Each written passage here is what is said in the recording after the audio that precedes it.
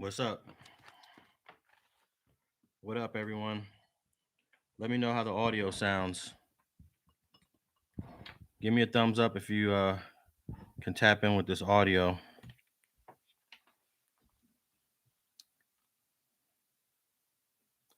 I'm about to run through this closing arguments from yesterday. Cool. I'm going to run through this closing arguments from yesterday and give you any updates on the trial right now. The jury in the Tory Lanez case is supposed to be deliberating at 9 a.m., which is about 15 minutes ago, and I have no updates that they started to deliberate. So throughout this live, I will give you any updates that I received directly from the court on whether they come to a verdict or not. So yesterday they completed closing arguments. I'm gonna give you a synopsis of the prosecution's closing arguments, and then I'm giving you a synopsis of the defense closing arguments, and then the prosecution went a second time on rebuttal, and I'm gonna go through that real quickly. They started closing arguments on Wednesday, and they finished them yesterday, Thursday. So let's get right into it. Let me just check a couple of things here. Give me a quick second. I'm gonna give you all the details of the closing arguments, and then I want to know what you guys think. Who had the better argument? Who presented better evidence? Well, it's not the defense's job to even present any evidence, but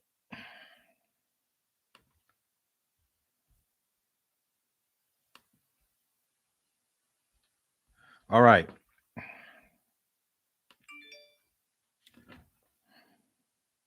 Here we go. So when closing arguments started on Thursday, the courtroom was packed. It's probably was the most packed since Megan testified last Tuesday. There's four long rows in the courtroom. In the front row, usually seats 11. They squeeze 12 in. Same thing with the second row, usually seats 11. They squeeze 12 in. The third row, they squeeze 16 in. They added a couple chairs onto the side of the long bench. 16 in the third row. In the fourth row, I counted about 15 people. And then on the opposite side of the courtroom, there are two short benches and those two short benches were taken by Tory Lanez people, his family, I believe his father, and anyone in his circle. And that fits 10 people. There's 5 in each row. So you had 12 plus 12 plus 16 plus 15 plus 10 in his area. And then of course all of the people that are working in the courtroom, and they had extra bailiffs on that day. So I don't know how many people that was in total. And no one won the case. The jury should be deliberating right now. Let me see if I got any update on that, because it is 9:20 a.m. And you can check my Twitter feed at AlexAlonso101. I gave the last update of what was happening in court before they closed yesterday. So, okay, let me get to the closing arguments from yesterday and Wednesday. So the prosecution starts off, and they start off with a quote from Megan Thee Stallion. "If I would have known about what was going to happen, I didn't ask for this. I didn't want to come out. Maybe I should be dead." And then Prosecutor Alexander Bott is the one that was doing the closing arguments. And then he said, "But she did come out, and it's time to hold him accountable. Count 1, assault with a semi-automatic firearm." And he goes through what it is. The touching can be indirect. It could be like a ricochet. I thought that was interesting, because it seems as if she was shot with a ricochet, and he's telling the jury that that doesn't mean that it's not an assault. And if he acted willfully, he had the ability to apply force with a semi-automatic weapon, and the touching can be indirect, and it could be a ricochet. In fact, you don't even have to shoot someone. You could miss the person. You can shoot at the person, miss them. It's still considered an assault. And actually, he continues to say it doesn't require that he even hurt anyone. No one needs to be injured. And voluntary intoxication is not a defense. I think everyone established that everyone was intoxicated, everyone was drunk, and he wanted to make it clear to the jury that it's not a defense. So he has a PowerPoint presentation, the prosecution does, and he starts off putting a photo of Megan Thee Stallion. He says this case starts in the car on the way home from an argument. And I'm going to interject periodically just to give you guys some more background. And I want to disagree with that. It doesn't start in the car. It actually starts at Kylie Jenner's house. It starts with an argument at Kylie Jenner's because Tory Lanez doesn't want to leave. Let me continue. I mean, he Prosecutor Alexander Bott, he skips the entire argument that starts at Kylie's house. So, all right, let me continue. Maybe the defendant outed the relationship he had with Megan to Kelsey, but what really set him off was the argument about artistry. The argument was so heated that Megan wanted to get out the car and eventually stops. What happens? Megan walks out the car, walks away, defendant shoots 5 times. Let me interject for a second. He's completely skipping other aspects of the argument, and he's downplaying the argument that Kelsey and Megan had about him outing the relationship. Let me continue. She is terrified. She crawls into the driveway at 1807 Nicholas Canyon Road. That's after she's shot in the foot. And then Kelsey comes to comfort her. Then they walk back to the car, and Torey is apologizing in the car. And the thing was to get back in the car and drive off. Let me interject. Prosecutor Bott completely skips over a fight that Kelsey and Megan has, and he goes straight to the shooting. Let me continue. Think back to last week when Megan testified. She was guarded after the break. Her walls came down later. She was emotional, and everyone in the courtroom felt something. I can honestly tell you, I didn't feel anything from Megan's testimony. Maybe it's because I've seen so many people testify, and it doesn't really move me when people are insincere. And because we had so much information about her insincerity and the misinformation, I personally wasn't moved.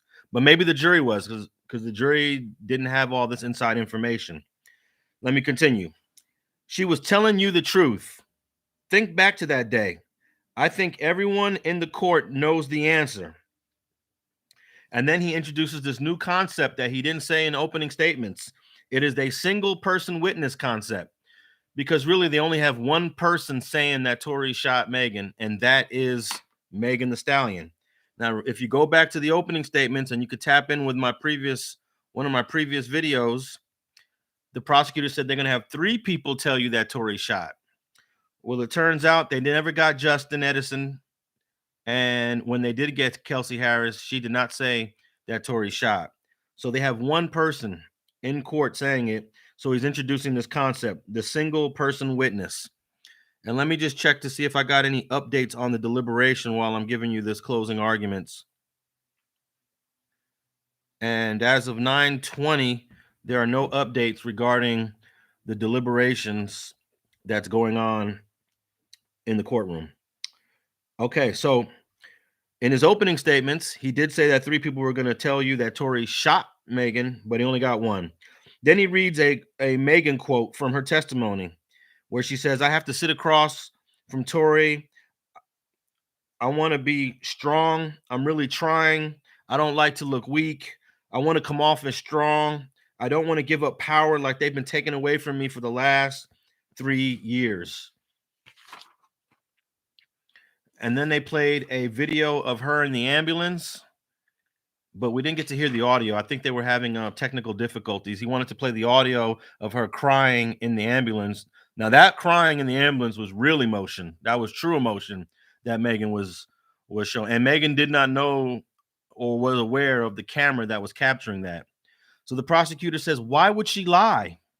At that moment, I was saying to myself, there are many reasons why she would lie.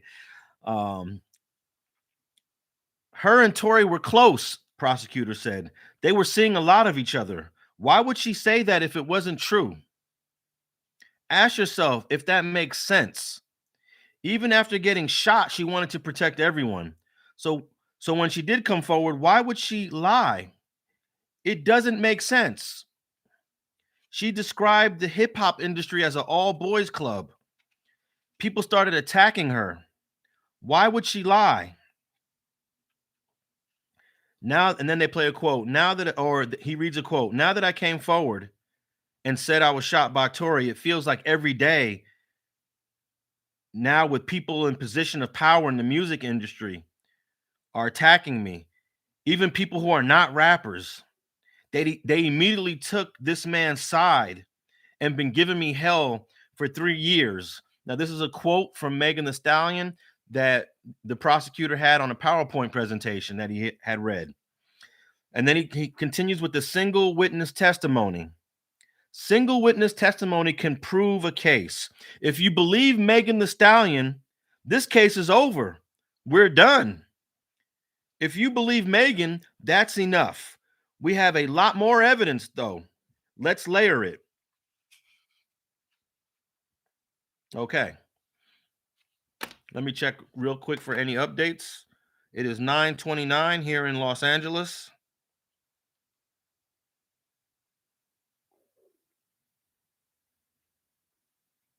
And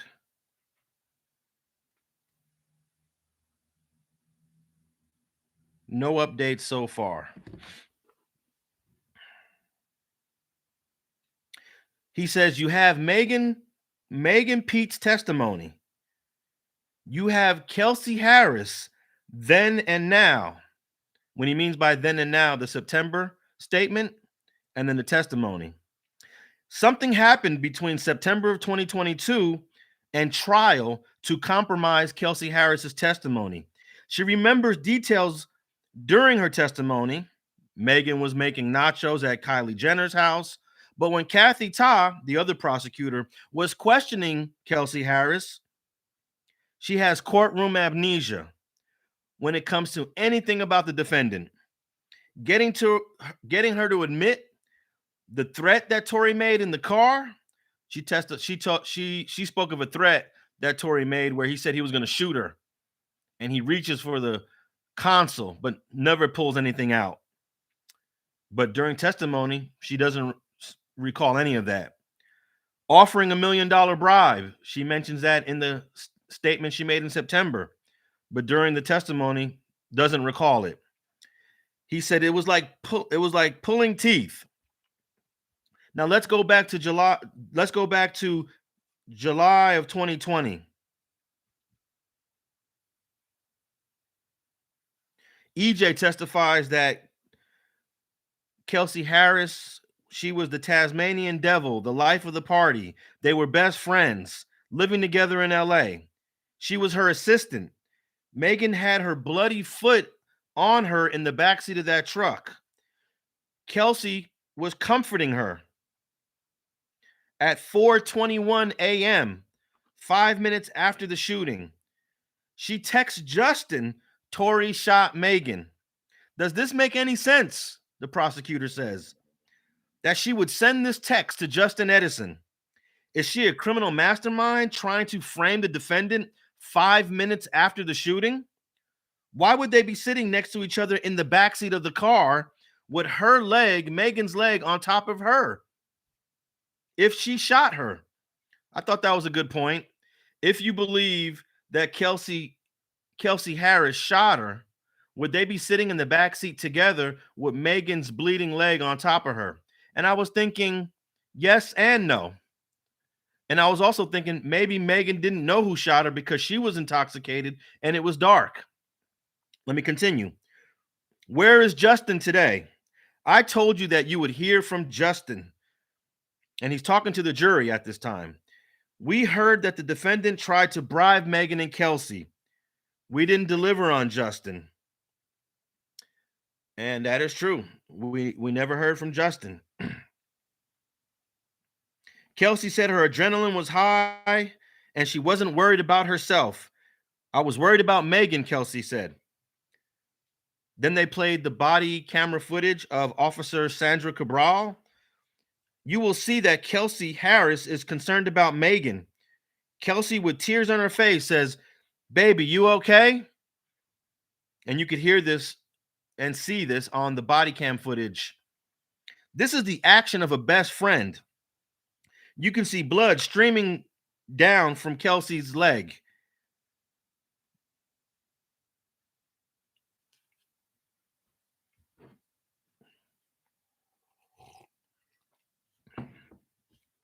Then in September of 2022, they interviewed Kelsey for 80 minutes. You heard the statement, but because there was an allegation that the statement was coerced, that they put pressure on her, that's the reason why you heard the whole statement. Now let me back up for a second. Originally the judge ruled that they weren't going to play the statement. But because on cross-examination by the defense attorney, when Kelsey was on the stand, he was suggesting that the statement maybe would have been, there was pressure and that maybe Kelsey would not have made that statement. So they played the whole statement to show that there was no pressure and that Kelsey made that statement voluntarily and that she had her husband with her and she was in a very comfortable environment and there was no pressure. So now the statement comes in, the entire 80 minutes. And they played that last week on, I believe that was on Thursday. And he says, now the prosecutor's telling the jury, you can see how true that was. We were barely talking during that entire interview. And I believe that is true. If you play back the interview, and I'm gonna get an audio of that interview after the trial's over and let you guys decide. But the interview seemed pretty legitimate. It didn't seem like there was pressure by the prosecutors at all. And then the prosecutor tells the jury their friendship ended after the shooting, not because of the shooting. Kelsey met up with Torey when he attempted to bribe. They were isolated from each other. It was a bad game of telephone. They were not communicating. The relationship ended not because of the shooting. They barely communicated. They were isolated from each other. The last time she saw Megan was when she left in the ambulance. All right, let me just check to see if there's an update on the deliberations.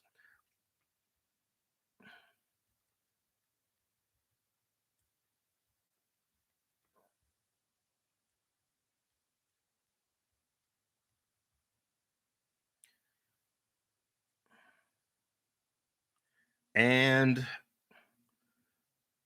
there is no update on deliberations.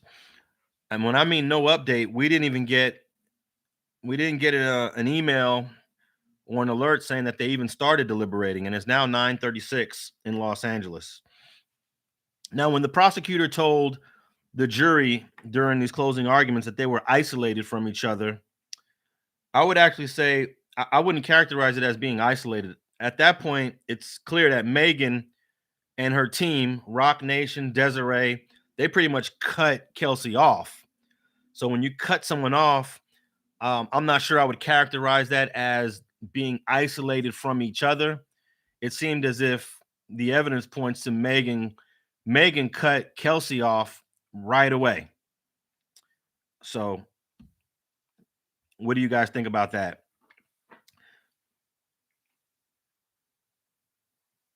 And then he continued with,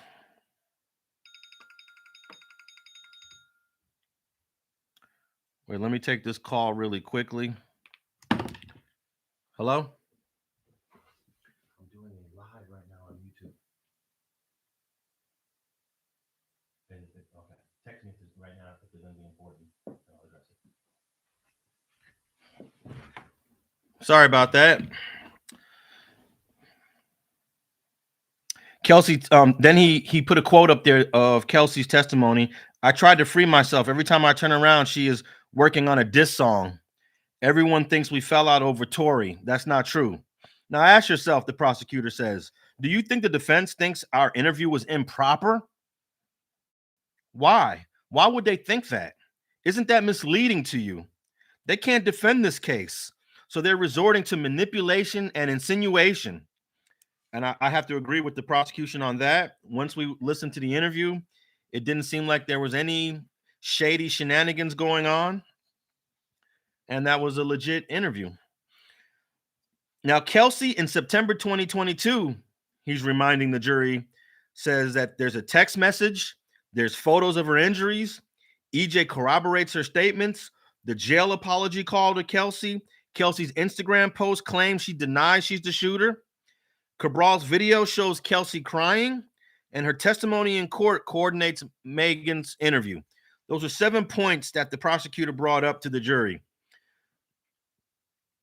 Kelsey has been compromised, Prosecutor Bott tells the jury. I have to mention the diss track.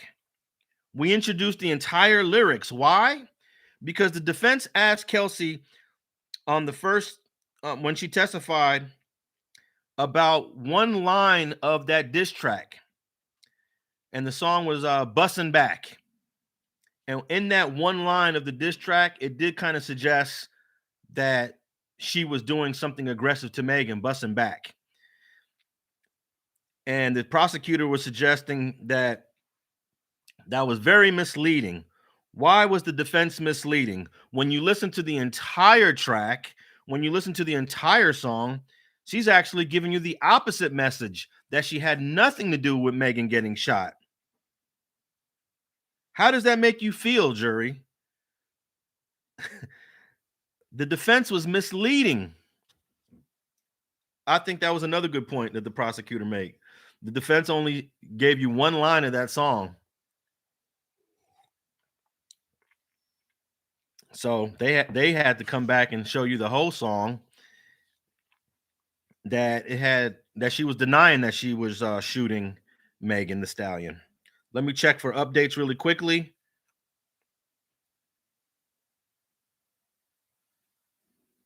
No updates thus far. Kelsey said she is not protecting Megan. My purpose for speaking my truth, this is a statement she gave in September, was I wanted to free myself from all of this.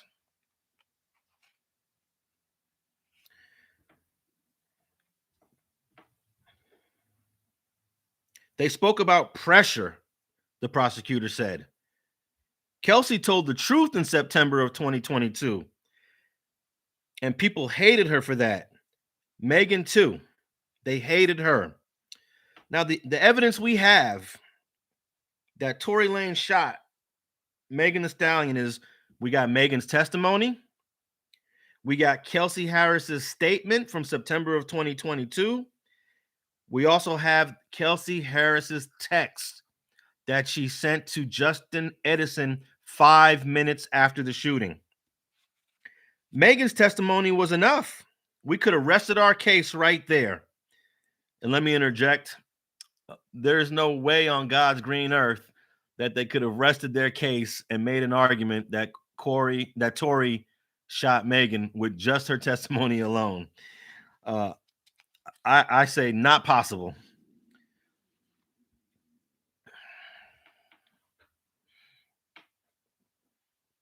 Let me continue.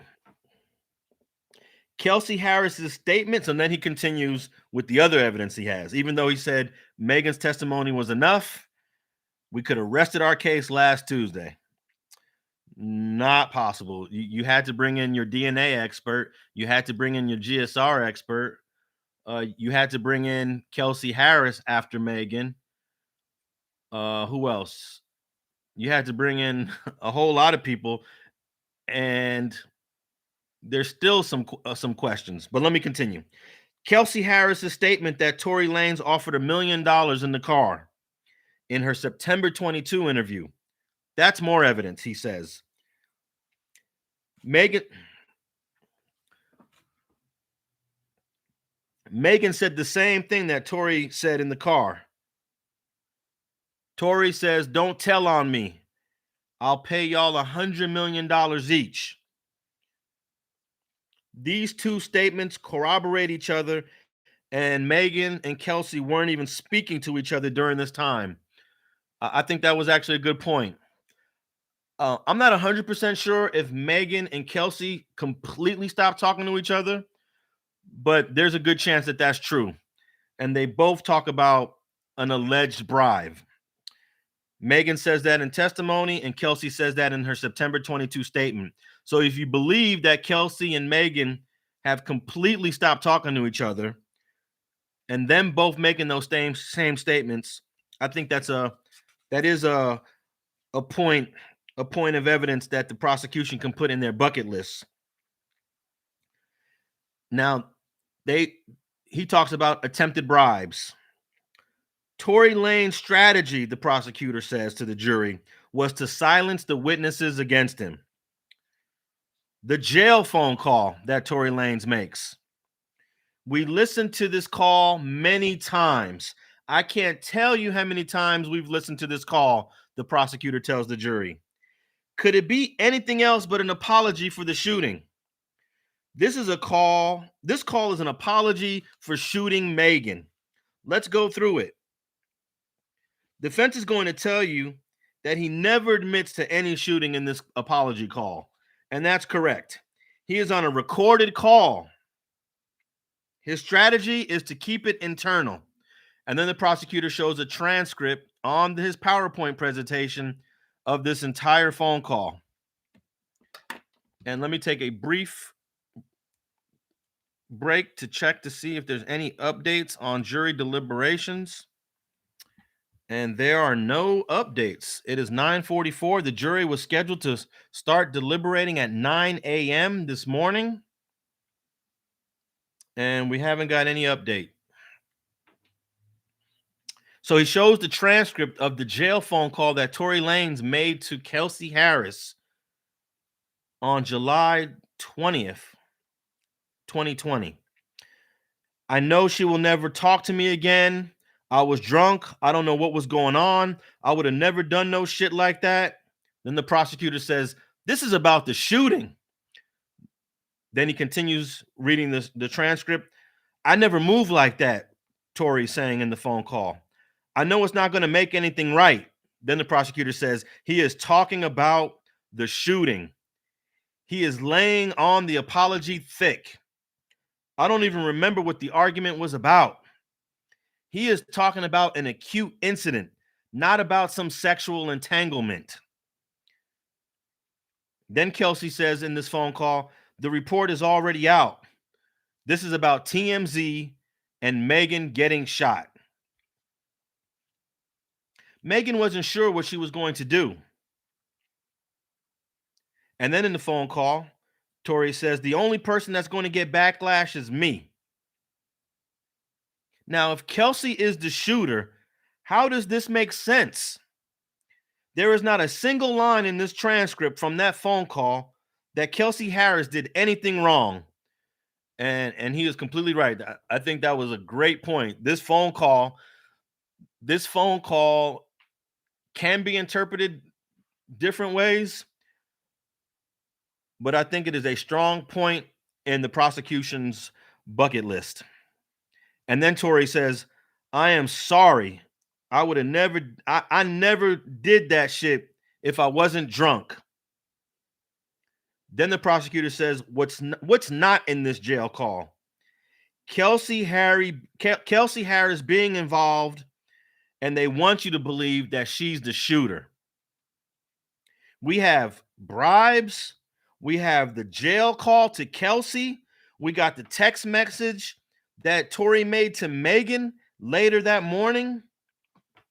And then they have the actual text message where Tory texts to Megan at 9 p.m. that night. Now he's bailed out of jail, and he decides to text Megan, I know you're probably not going to talk to me again, but I was too drunk. He's using the same language in the text to Megan that he did in the phone call to Kelsey. So what do you guys think? The text to Megan later that day, and the phone call to Kelsey, which was recorded. Now he says, let's talk about Sean Kelly, the eyewitness. He said it was a chaotic scene. He's home with his 8-year-old son. It's 4 a.m. He heard 4 to 5 shots. He says female with the first muzzle flash shooting into car. Sean Kelly does say he sees a muzzle flash by the female shooting into the car. Prosecutor Bott says that can't be true. There's no evidence of shooting into the car. He never saw a gun in Kelsey's hand because she was standing next to the defendant. He saw a short guy with something in his hand, arm stretched out, with a torrent of abusive language. The short guy, or the little guy, was going crazy. He was agitated. He was the loudest of them all. Then a girl fell in the street. Same thing that Megan told you, screaming a torrent of abuse at Megan. Even if you think that there's something that Kelsey Harris did, this is about the defendant. Kelsey Harris is not on trial. Let me interject. I thought that was interesting. Even if you think that there's something that Kelsey Harris did, hey, even if you think that Kelsey Harris shot, even if you think she had the gun, it's not about Kelsey Harris. So that means that Kelsey might have did something, but Torey did something too. Let me continue. Megan even denies that Kelsey Harris had the gun. Do you really believe that they brought a loaded 9mm to the pool party? She was asked, have you ever seen Kelsey handle the gun? And Megan said no. Did you ever see her shoot you? Megan said no. Did Kelsey Harris shoot you? And Megan said no. Even EJ described Kelsey Harris in warm terms. He packed her bags. He never saw a gun. Let's talk about the DNA and GSR evidence. And before I continue with the DNA and GSR evidence, let's check for an update. It is 9:50 a.m.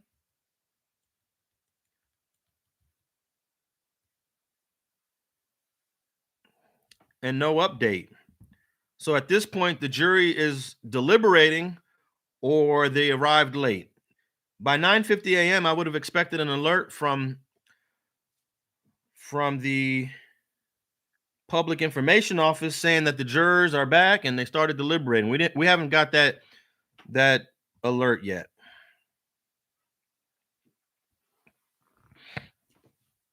All right, so now the prosecutor is going to talk about the DNA evidence and the GSR evidence to the jury.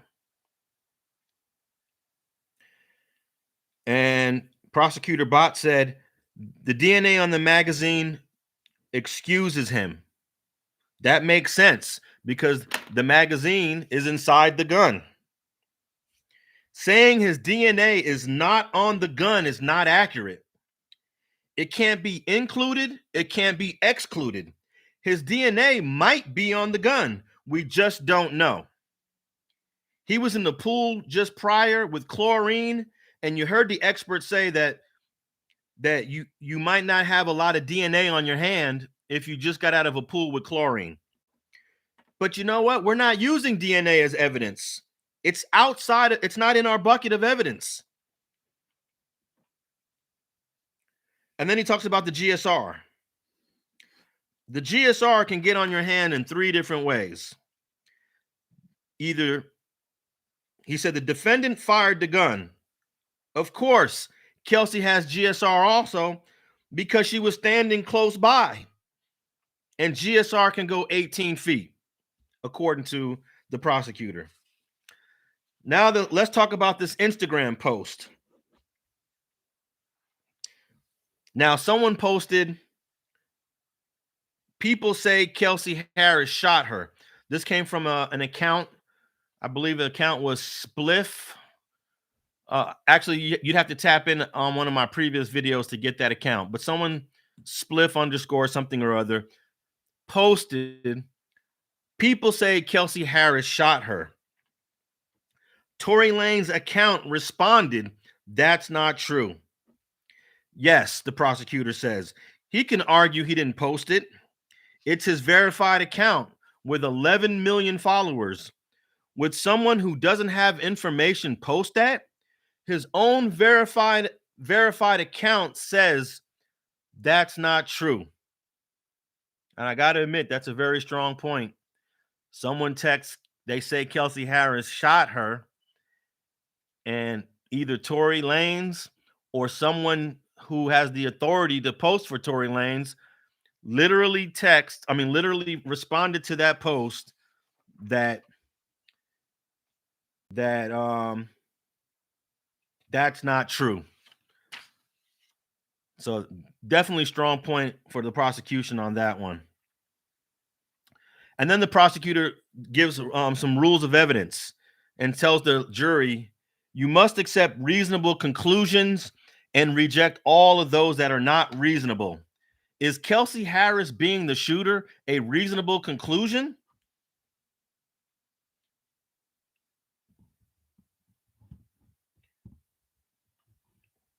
The defense said that Megan was sleeping with Ben Simmons, the baby.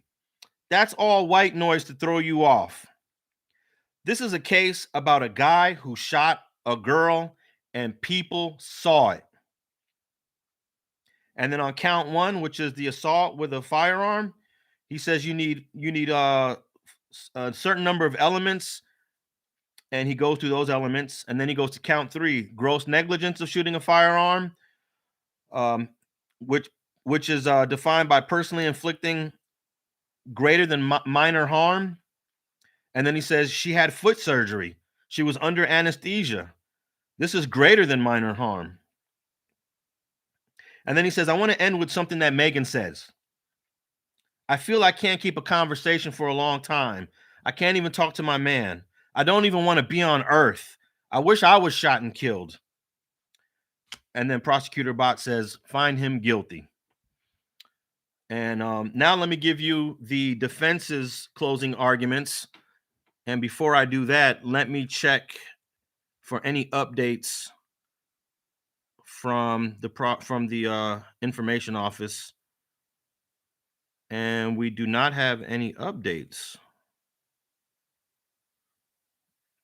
Let me check something else really quickly here.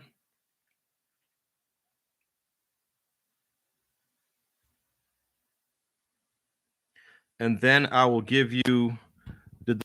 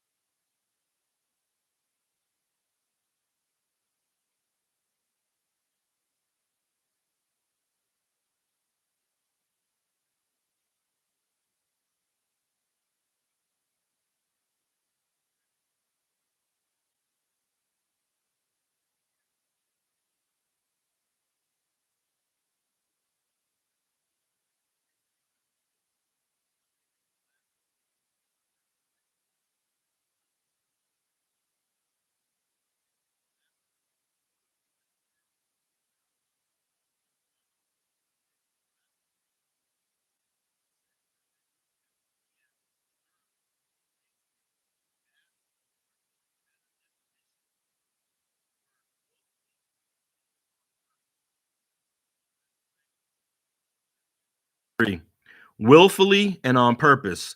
They will receive the answer for that question Friday morning when they resume deliberations at 9 a.m. So, and they finish deliberating at 4. So at 3:50, they asked this question, and the judge was going to give them an answer this morning, and we have no update. We have no update on that. All right. So let me continue now and give you the defense attorney's closing argument. George Megdesian. He starts off by saying the defense does not have the burden in this case. When you look at the totality of the prosecution's case, it is full of holes and speculation. Not guilty means that the prosecution did not meet the burden of proof. And he points the prosecution to look at the jury instructions. Paragraph 220 discusses the burden of proof, and it is not my job to prove innocence. There are 3 levels of proof in court. Preponderance of the evidence is a low level. Clear and convincing is a mid-level. But this case requires beyond a reasonable doubt the highest level of proof. And the last thing we want to do, ladies and gentlemen of the jury, is send an innocent man to jail. Now, you heard the gun was in the center console of this car. There was no evidence of that. The defendant does not need to testify in this case. My client has a constitutional right not to testify, and you cannot hold that against him.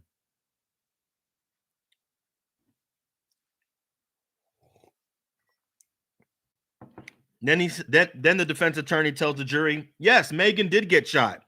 I am not denying that. We keep hearing about what Megan has been going through since this incident, but my client has been going through stuff too. I apologize for offending anyone. I've been doing this for 20 years, and he's apologizing because the prosecutor suggested that he was misleading when talking about the lyrics. He was misleading when he was talking about the lyrics, and he was misleading when he said that Kelsey Harris' statement in September of 2022, just a few months ago, there may have been pressure. So he says, I apologize for offending, but I've been doing this 20 years. The prosecutor said I've been trying to mislead. In the opening statements, he said client got out and shot. They want you to believe that this argument between my client and Megan, but let me reread that. They want you to believe that the argument that led to the shooting was between my client and Megan, but the argument was really between Kelsey Harris and Megan. The prosecution said this shooting was about being dissed over artistry. I told you in opening statements that this was about jealousy. Now, that's really what it boils down to. Was it about Megan dissing Torey over his artistry, or was this about the sexual entanglement and jealousy? That's really what you got to decide. And then that lets you know who shot who, perhaps. And then the defense said they had the audacity to put witness Sean Kelly in their bucket of evidence for guilt. They didn't call Sean Kelly. Ask yourself, why didn't they call Sean Kelly? And that's true. Sean Kelly was a defense witness. Sean Kelly is the eyewitness who lived in the house where all of this happened. Where is Jaquan?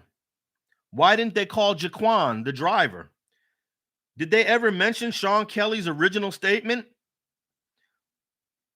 Why are they trying to mislead you?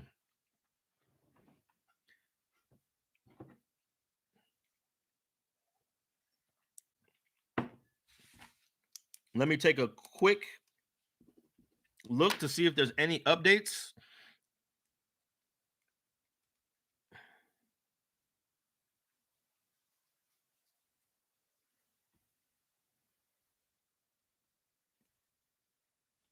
No update so far on the jury deliberating.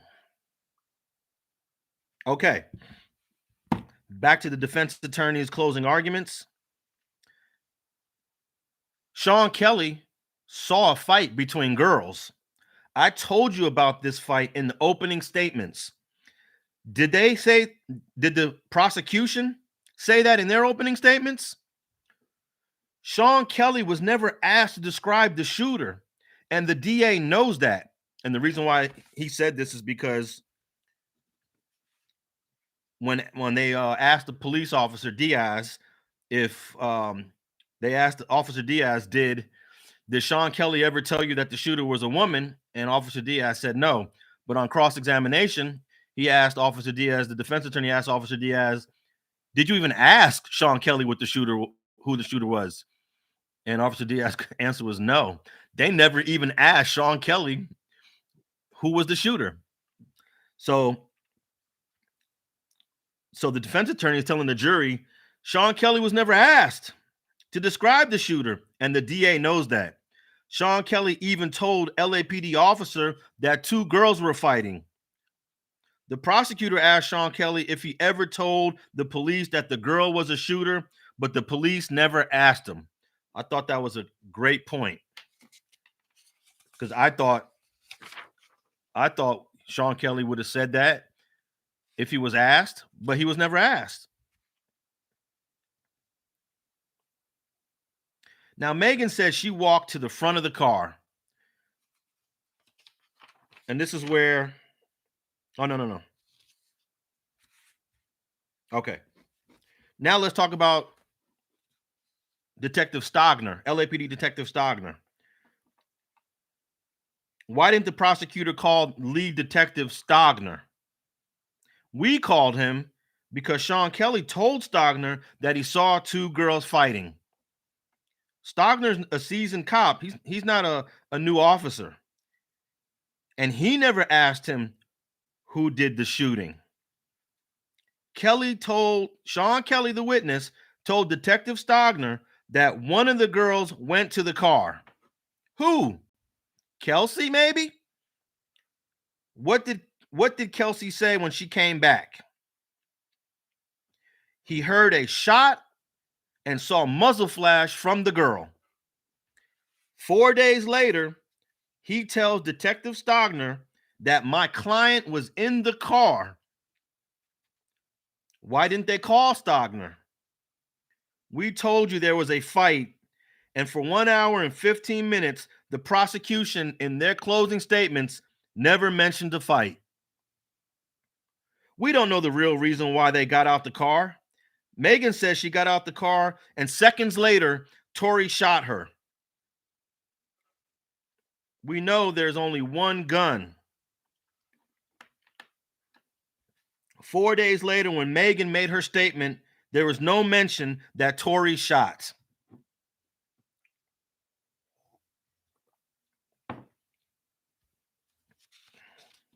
Sean Kelly mentions arms flailing upward.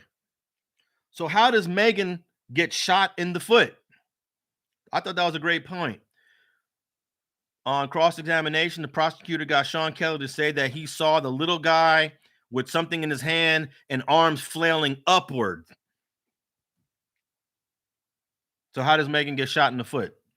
Great point. Kelly said my client was actually in the car.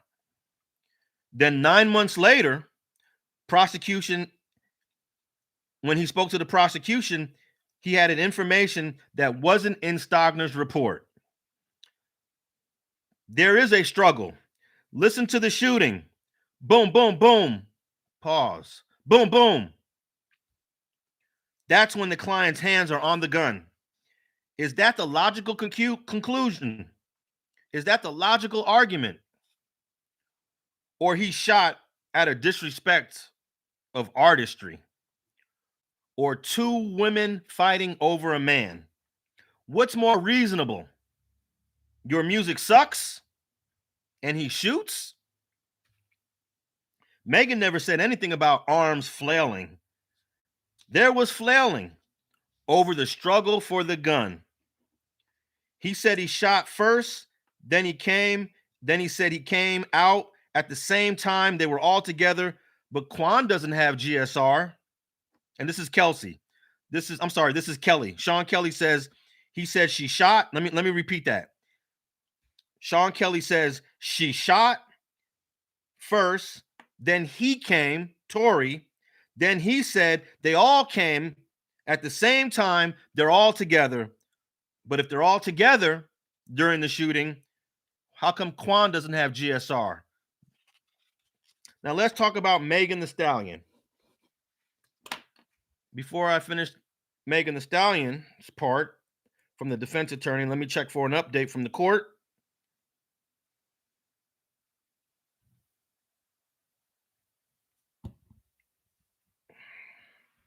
No update from the court.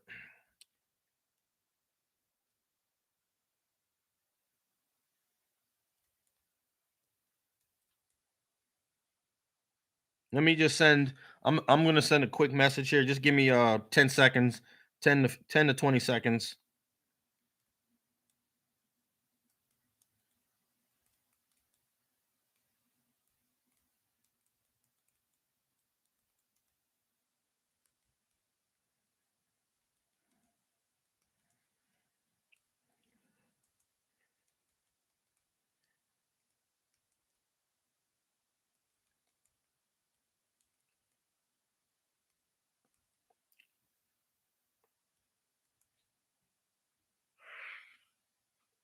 Okay. So now the defense attorney says, let's talk about Megan.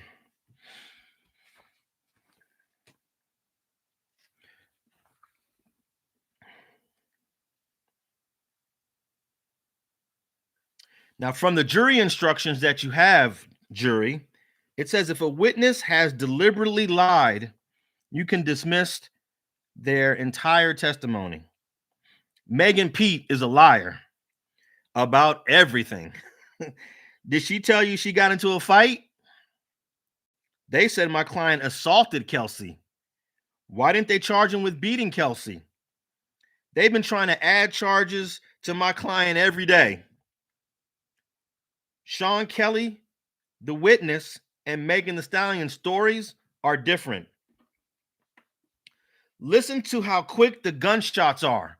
Boom, boom, boom. Boom, boom. Is the pause part of the struggle? Kelly said a woman went to the car. Megan and Kelsey both testified in court, and you can't believe them.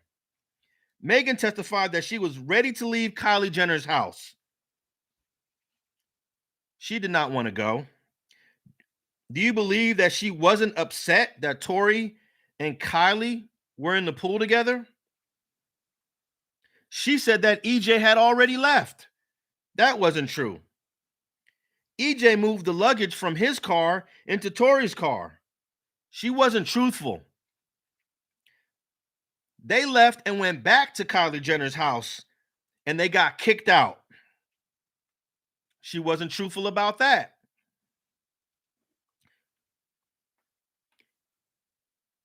She said on her IG Live, on her Instagram Live, and on Gayle King that she wasn't upset about Kylie. She said she wasn't even involved in any argument. She said that Torey didn't get her from the bus stop when they got out the car the first time. She said she walked to the front of the car, but everyone says she walked to the back of the car. She told Detective Stogner, and she said at preliminary hearing, that she walked to the back. Now she changed her story. Now she says she walked to the front of the car. Let me check for an update.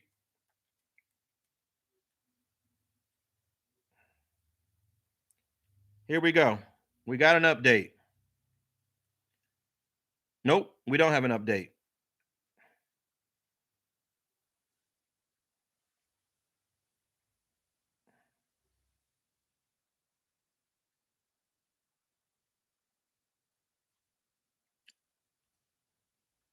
I sent an email and I just received an automatic response. So for a quick second, I thought it was an update.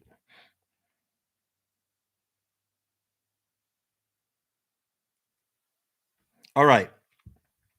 So let me get back to defense attorney George McDesian is still talking to the jury, and then he says, Officer Diaz, the first witness, they didn't track the blood.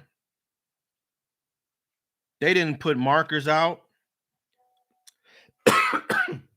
Excuse me. The driveway is in the back of the car. These officers used fake placards. They took field interview cards and folded them for placards. Give me a quick second. I need to get some water.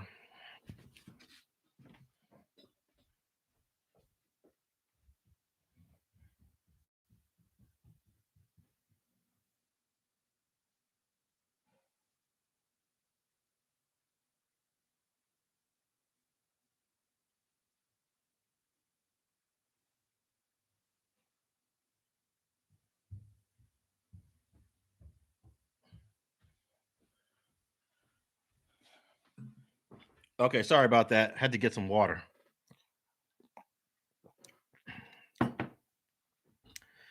So now he's talking about Officer Diaz, and then he says to the jury, Megan says she never had a fight. She took an oath and said she said there was not a fight. She said my client said dance, bitch. But then when Kelsey Harris testified, she was like, who said that? Sean Kelly didn't hear dance, bitch. She said that months later, so she could have a justification to say she turned around after the shooting to point Torey out. I thought that was a good point because she claimed she just walked away and got shot. So if you walked away and got shot in the feet, there's no way to know who the shooter is because your back is facing the shooter.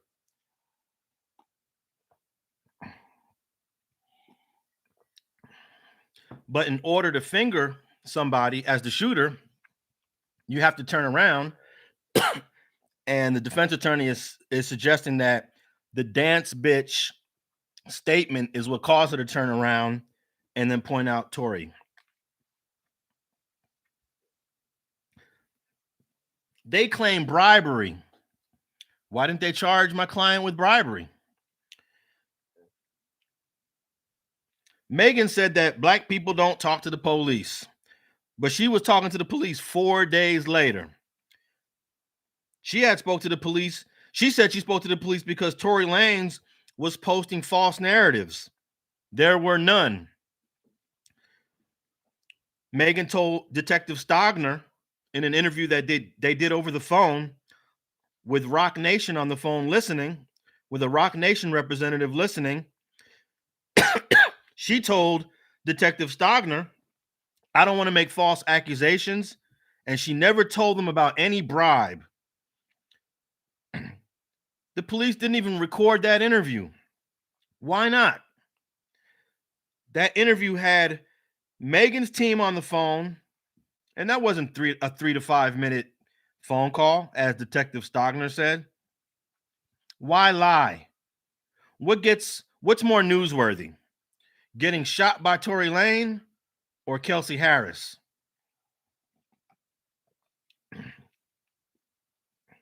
She decided to go on national TV. She won a Grammy. She's on Billboard. And she said it's been hard for her. And it's been bad for her. It's been bad for my client. He is the one that has been dealing with this for 2 years.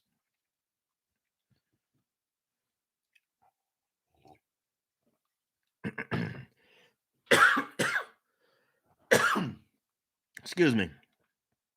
Throat is real dry.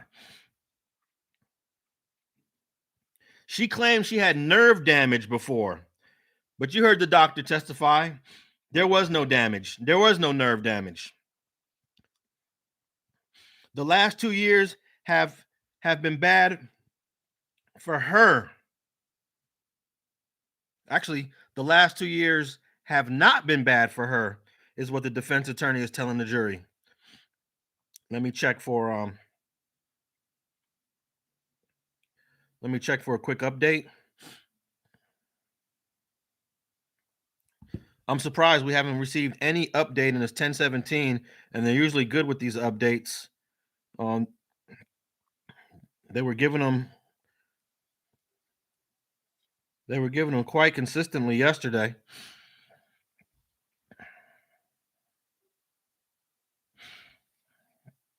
Well, at this point, I don't believe we're going to get a verdict until before noon. That's for sure. It's already 10:17, and they have to take a lunch break at 12. So,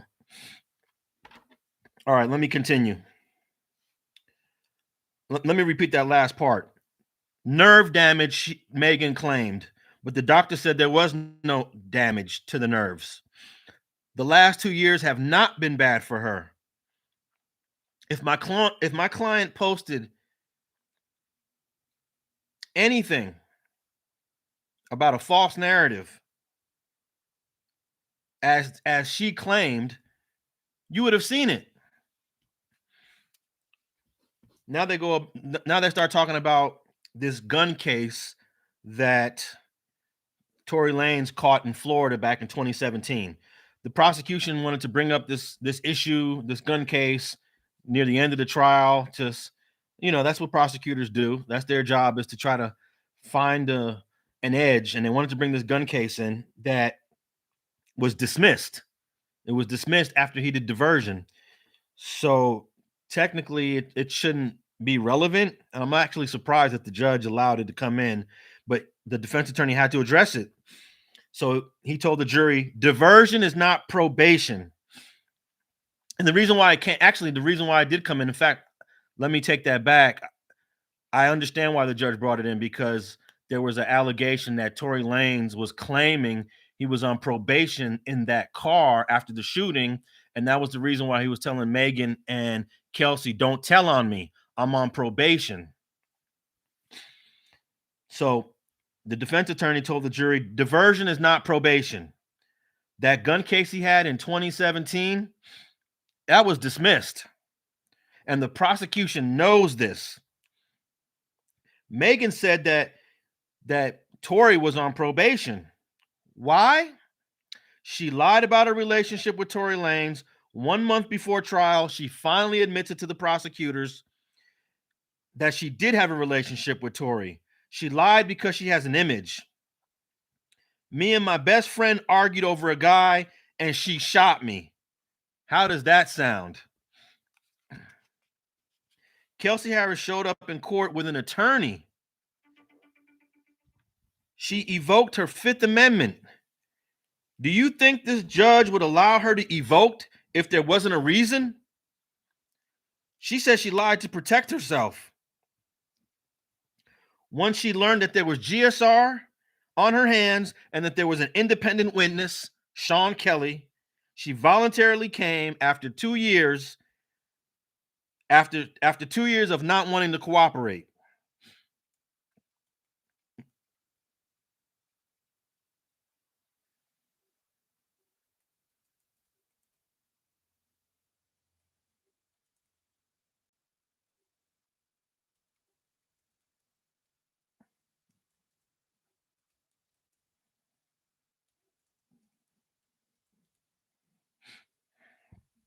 Okay, so far regarding the update, nothing.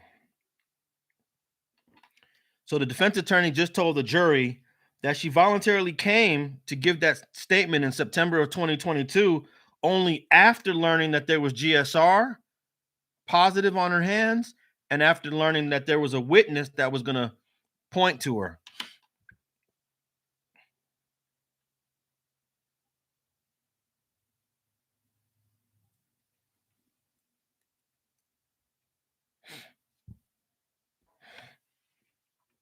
Okay.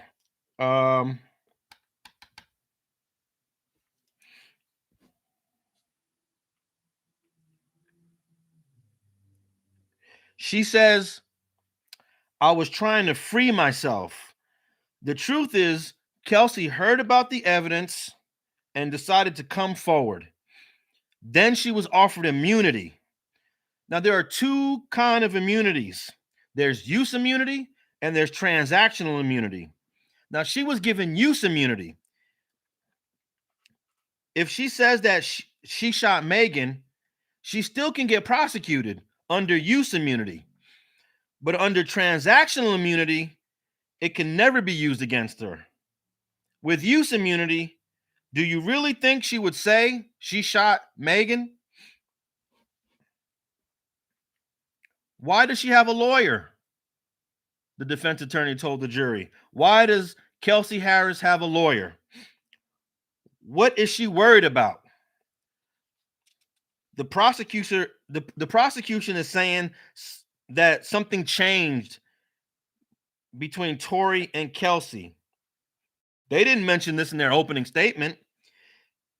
Kelsey Harris didn't want to take the oath and lie. They didn't give her transactional immunity. I asked her if she got into a fight. She said, we bumped. Do you really believe it was just a bump? We are relying on witnesses that was drunk. She passed out, drank bottles. Are they credible? You have the right to disregard their entire statements. Did you get into an argument about backdooring Kelsey? I asked Megan. She denied it. Kelsey Harris was mad about disloyalty between Megan and her. This case is about my client sleeping with both of them. That's what the argument was about. Those bruises on Kelsey Harris that they were trying to flip on my client in opening statements. My client is about 5'2", and they want you to believe that he grabbed her hair and dragged and pulled her out the car. At that point, Tory Lanez had a smile on his face, and there was a little bit of chuckles in the audience because when he was talking to the jury, he actually turned around and walked closer to his client and pointed at him when he said, "My client is about 5'2", and he had a big smile on his face, and that was cool. It must be something to be for your height to always be talked about as a man, you know, and you cannot control your genetics. You know, I've always thought that being my height, 5'9", was you know, I was always quite small, hanging out with guys 5'11", 6 feet, 6'1", 6'2", but I just can't imagine being 5'2" as a man. But it was good to see him smile about it, and the audience did have a chuckle. And I thought it was a great point. I mean, it was an incredible point that he's grabbing this woman that definitely outweighs him, and dragging her out the car by her hair. But the prosecution kind of fell off of those allegations. In their closing arguments, they never mentioned that Tory Lanez was the reason for all those bruises, the broken chain, the broken nail, the pulled hair. But they said that in their opening statements, but they never supported it. So I thought that was a great point. Those bruises on Kelsey Harris, they are trying to flip that on my client. He's about 5'2", and they want you to believe that he dragged and pulled her hair.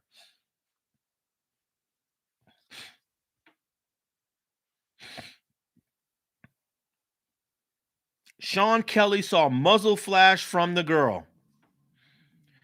She went back to the car. Let's talk about the jail call. All right, they're going to talk about the jail call, which was a very powerful piece of evidence for the prosecution.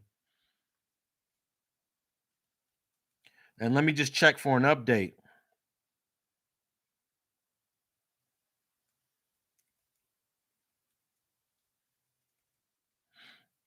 Let me just check for a quick update, and then I'll tell you what the defense attorney said about the jail call. I really believe the jail call was damning for Tory Lanez. And I will tell you what the defense attorney said about the jail call. Let me just check for a quick update. A quick update on the deliberations. And so far, nothing. It is 10:26. So that means this case is going to be going into the afternoon for sure.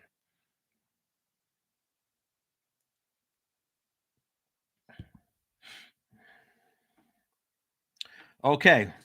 So let's talk about that jail call. What would you say about that jail call? I gave you all the details that the prosecution said about the jail call, and they said it is nothing but him apologizing for shooting Megan. Excuse me. Mr. Peterson knew he was on a recorded call.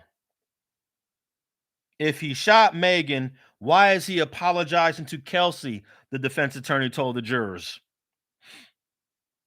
Telling her, "I'm deeply sorry." He's saying, "I'm sorry for opening my mouth about sleeping with both of you, sleeping with both Kelsey and Megan."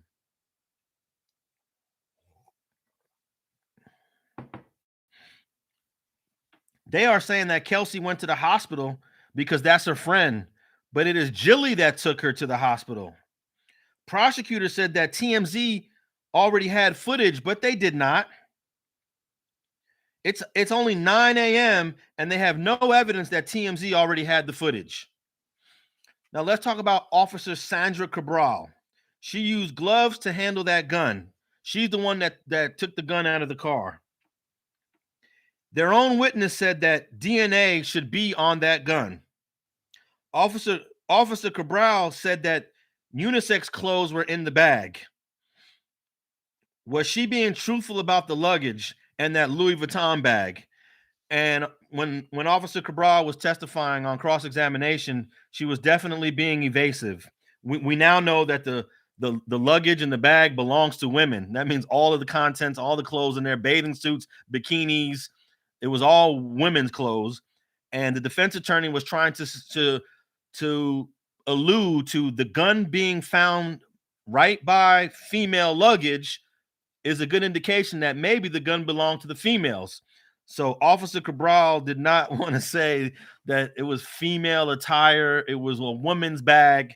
So she said it looked like unisex clothing. So the defense is asking the jury, was she being truthful? And I got to agree that I do not believe Officer Cabral was being honest. She didn't want to concede the point that that's a woman's bag, that's a woman's suitcase, that was women's clothing there.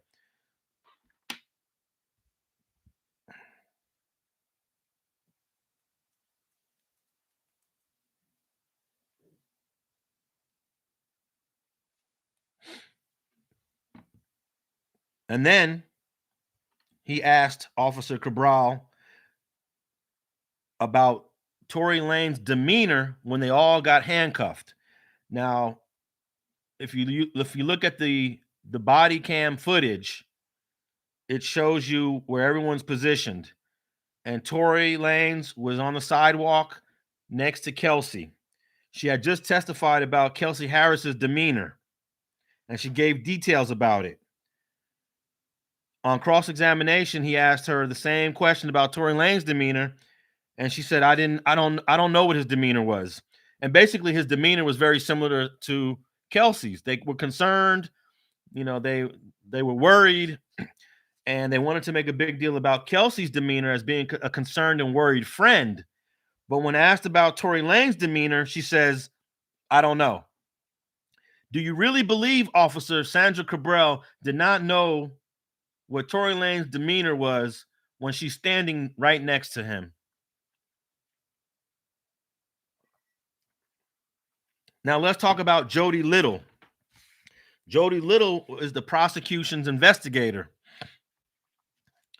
And she's the one that introduced the rap lyrics of Kelsey Harris's entire song. And they wanted to bring up one line of the song that she lied, that Kelsey lied. But then the defense was like, well, wasn't she making other statements in this song where she was saying Megan lied? And Jody Little pretty much refused to answer any of the defense's question.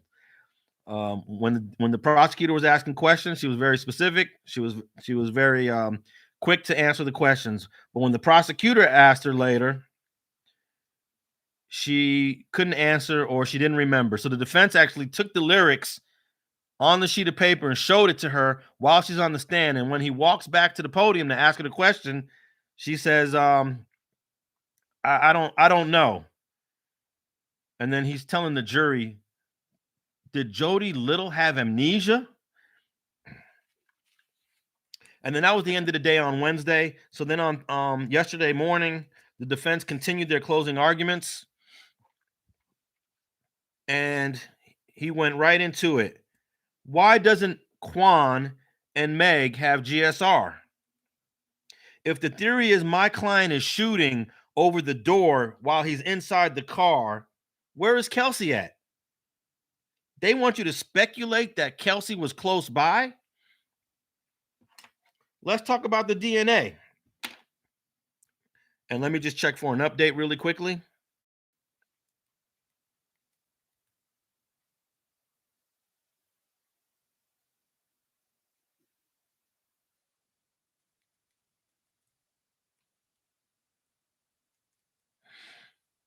Let's check for a quick update, and then I will tell you what the defense attorney told the jury about DNA. Okay, we got an update from the court 4 minutes ago, and the jury in the case of People versus Daystar Peterson reconvened this morning and continues deliberations. So that is the only update that we got on the court from the public information office. Let me just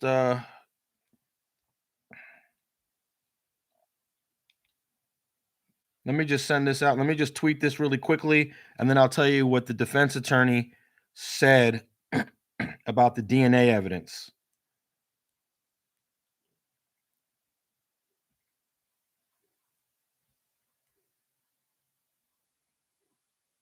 Give me one quick second.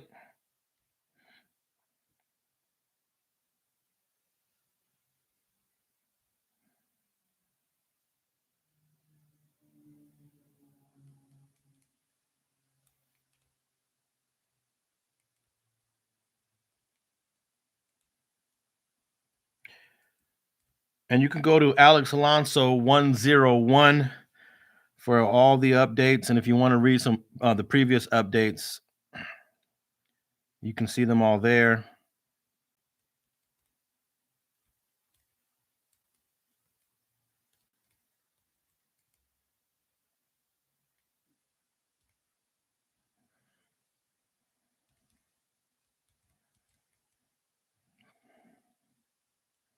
Let me just finish this post.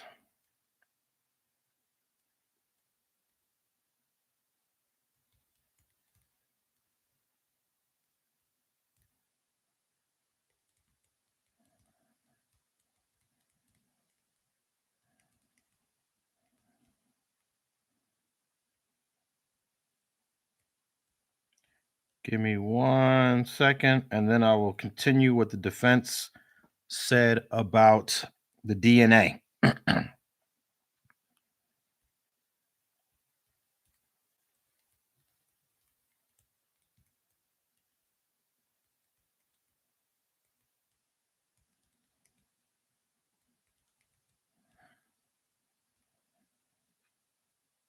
Okay.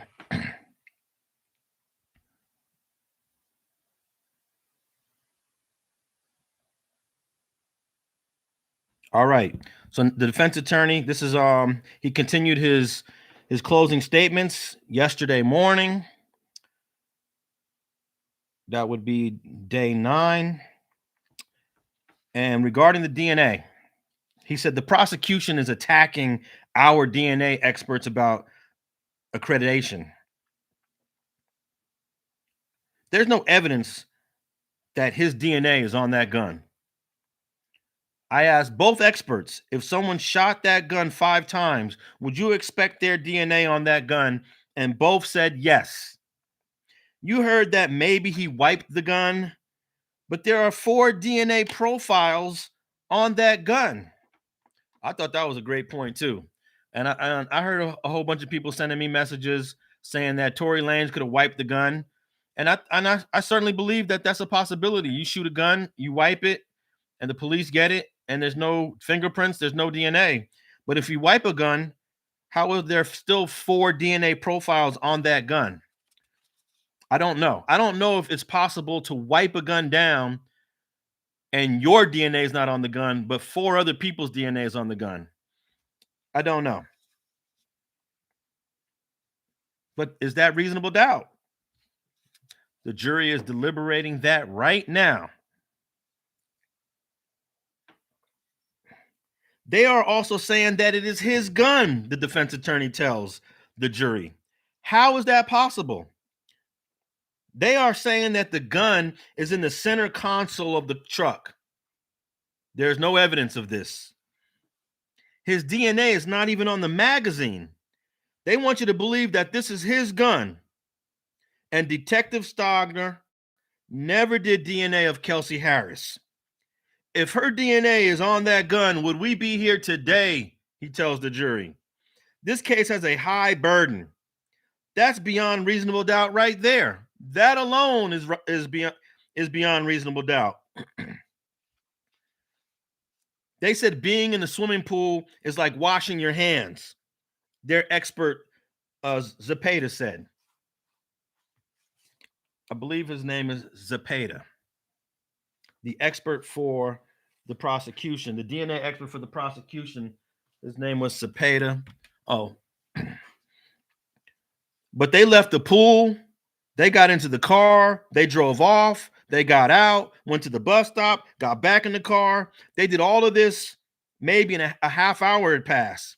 If he touched the gun, his DNA would have been on that gun.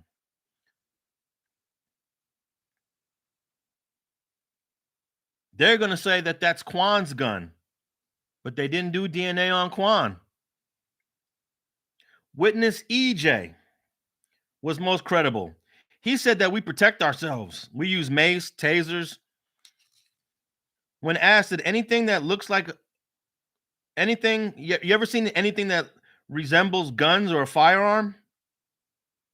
He said he's seen stuff that could look like a gun, but he just packs the bag and doesn't. When he testified, he said he doesn't ask any questions.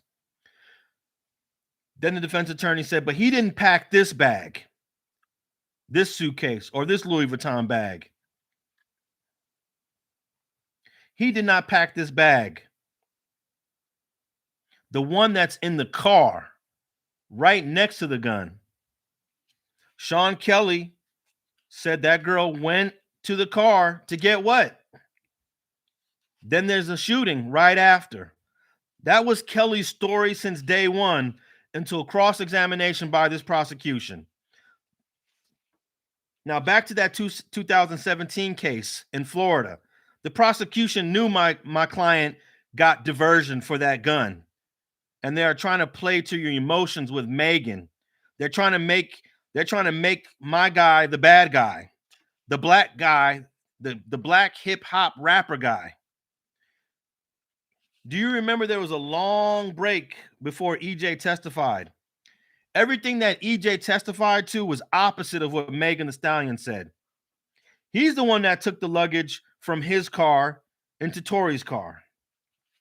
My client did not have the gun. He tried to stop the shooting. Even if he grabbed and shot, like Sean Kelly said, that's the first time he's ever even said this. He did not willfully fire a gun. Regarding gross negligence, there's no evidence that he shot. Carrying a concealed weapon in the car, that gun belonged to Kelsey Harris. Or no. That gun was in Kelsey Harris's bag. Client did not know there was a gun in his car. Did Quan give the gun to my client? Well, where's the DNA?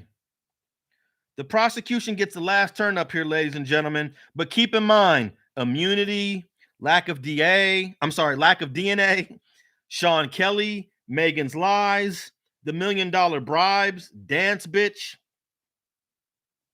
Is DNA or the lack thereof the immunity, reasonable doubt, no transactional immunity? If there are two reasonable interpretations, you must take the one that favors defense. Thank you. And that was the end of George McDesian's cross-examination. And then the prosecution gets to go one more time. It's called the rebuttal because the burden of proof is on the state. They get 2 shots. And usually their rebuttal is pretty short. And I'll give you the rebuttal. Now, Kathy Ta does the rebuttal. And I will give you her rebuttal after one more check on the update.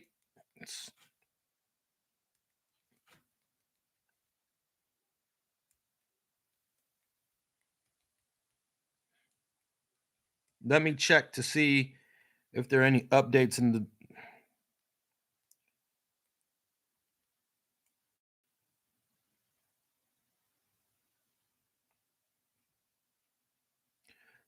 No updates. I can tell you right now, we're not going to get a verdict this morning. Not not California time. I know there's people all over the country probably tapping in. There's 10:43 a.m. right now. They have to take a lunch break at noon.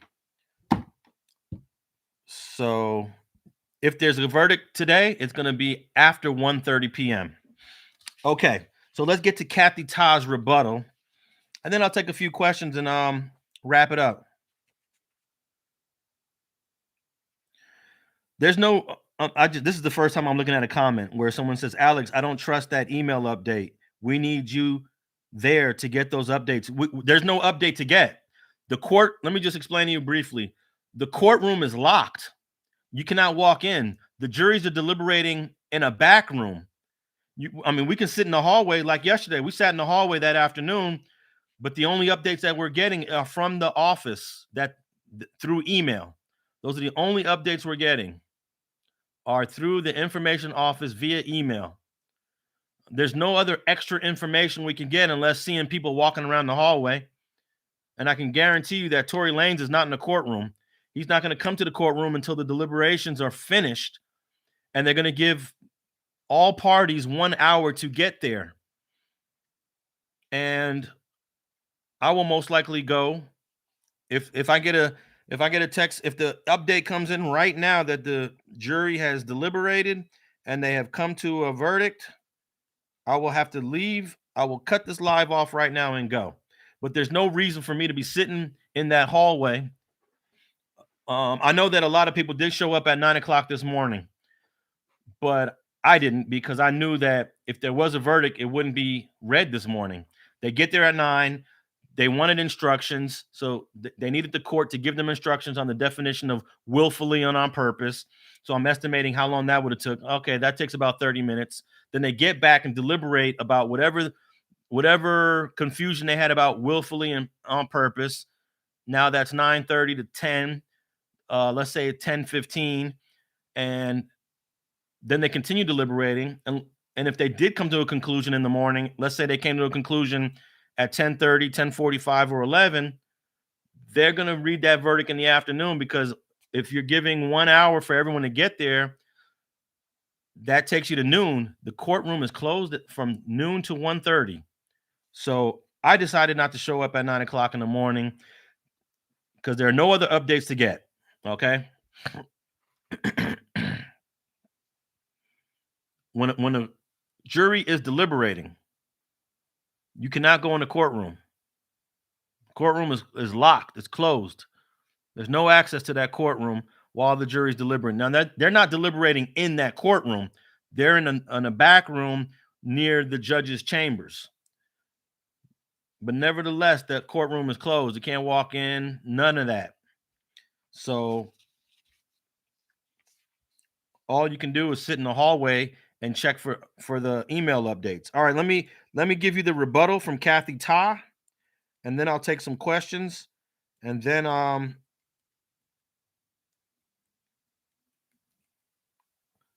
wait for an update on this case.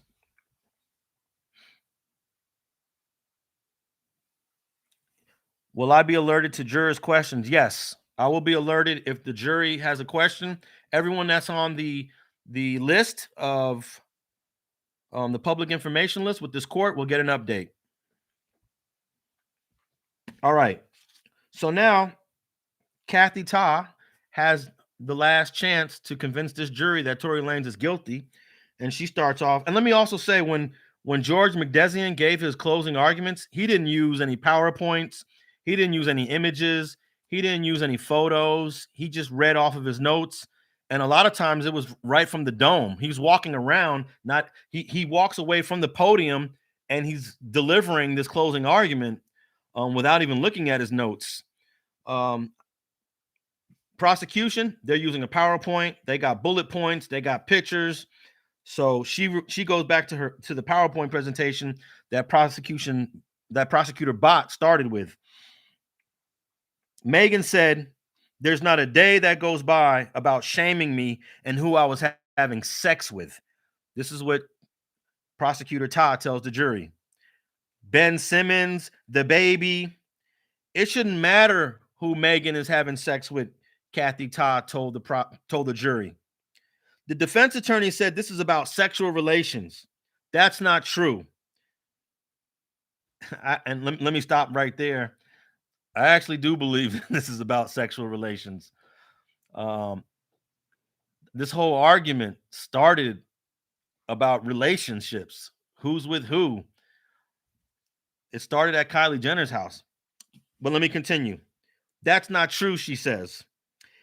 If a man is a victim in this same position, would they be talking about his sex life? Those are prejudices and stereotypes. And I agree. If a man was in this same position, they wouldn't be talking about his sex life because men and women are different. Let me continue. I'm not saying the law is perfect, she tells the jury, but it must work by you being led by the evidence. It's not about sex. It's not about the party at Kylie's house. The shooting didn't even happen at the party. No one brought a gun inside the party. This is not about what the LAPD did and didn't do. You could ask yourself why certain things didn't happen, but that's all speculation. DNA. There are many cases where DNA is not there and you get a guilty verdict. And she's absolutely true. I've seen many cases where DNA is not even a factor and they find people guilty. So there is this probably impact that all these CSI shows on TV have on the public. You know, we want to see forensics. We want to see evidence that's DNA related. But there are a lot of cases that happen every day in America, every day in Los Angeles, where there is no DNA, and it is enough. The other evidence is enough to prove guilt. So I thought that was a strong point. There are many cases where there's no DNA there. Did Megan lie because it was more convenient to call Tory Lanez the shooter over Kelsey Harris? That doesn't make sense, she told the jury. It would have been easier for her to say, my sexy. It would have been easier for her to say, my crazy assistant did this to me. Megan would have to be a sociopath. And Kelsey Harris text to Justin right after the shooting, Tory shot Meg, would mean this is a whole setup. And I thought that was a pretty strong point too. Kelsey Harris does send a text to Justin Edison that Tory shot Meg 5 minutes later. Why didn't the defense call Quan? She came right back because if you remember, the defense attorney told the jury, why did the prosecution call Quan? She's saying, why didn't the defense call Quan? Torey Lanez did say he was on probation after that shooting in the car. He said it as a form of manipulation to get them not to speak on to the police. And I thought that was a good point. The defense said that Megan Thee Stallion is lying when Tory Lanez said he was on probation because he never was. But it's quite possible that he said that because he was trying to get some sympathy. Give me a quick second. Hello? No, I'm almost finished on the last part. I got like 400 people. I said text me. I can text you back. Okay. I'll call you back. All right, I had a quick phone call I had to take. So I do think it's possible that he said he was on probation when he really wasn't, because that kind of adds more to to the impact of you trying to tell these people, these two women, don't tell on me, I'm on probation. The defense said he never was on probation, therefore Megan lied. Prosecutor Todd saying he definitely said he was on probation to get them to not talk to the police. Since she got immunity, Kelsey Harris, why wouldn't she say Tory shot Meg?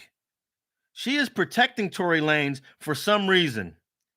She had courtroom amnesia from that September 2022 statement. Then she goes into the jail call. In that call, Tory never says or suggests that Kelsey did anything. Then she talks about the text message that Kelsey sent to Justin. Tory shot Meg. If you buy into their argument, She is a criminal mastermind. She was keeping this in-house, is what she was doing. What does Sean Kelly say? The eyewitness. He's actually vague. Girl shooting in car, but it was dark. Who had the gun initially?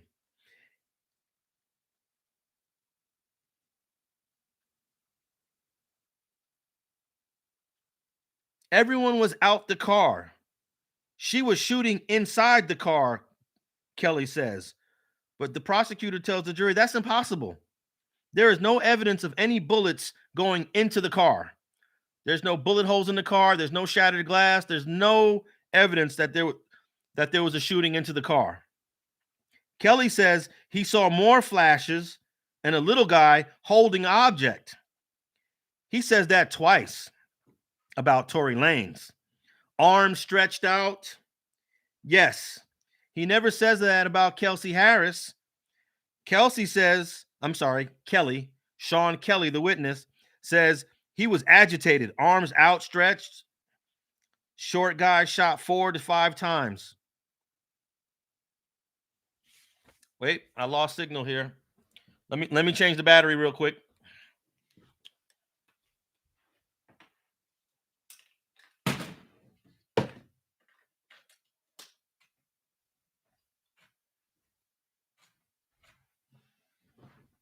Sorry.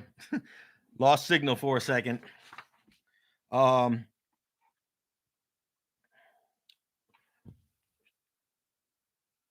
she talks about the jail call. She talks about the jail call that Tory made to Kelsey Harris. And she says to the jury, in that call, Tory never says or suggests that Kelsey did anything.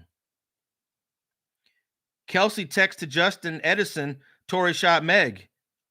Oh, I think I already said that part. Sorry.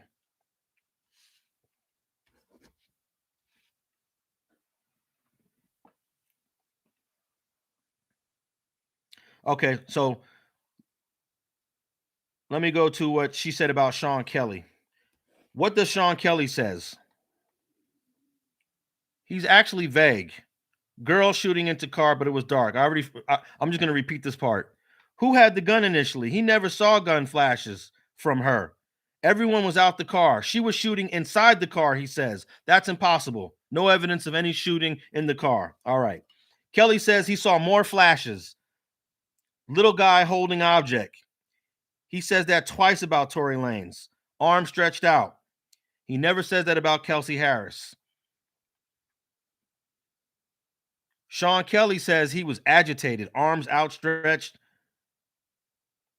and short guy or little guy shot 4 to 5 times. Kelly never heard the audio, but remembered 4 to 5 shots. He was shooting and she fell to the ground right away, is what he said.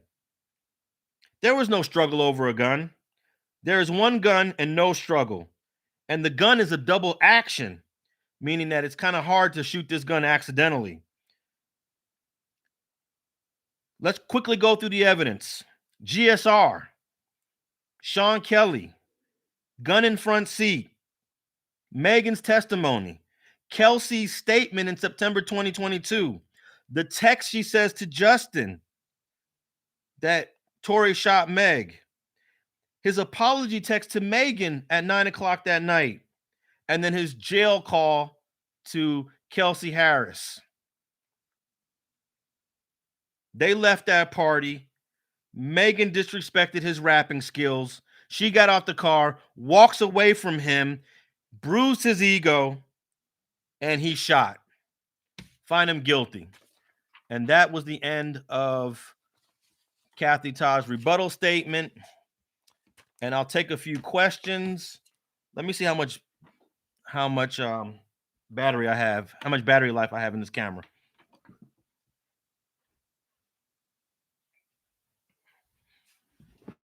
Cool. I got a full battery in this camera, and I'll take a look at some of y'all comments, questions. Free the man, then a brother. spend 10 to 20 wasting his life only for DNA to prove innocence. Let me check for update. I haven't checked for an update. Let's check for an update.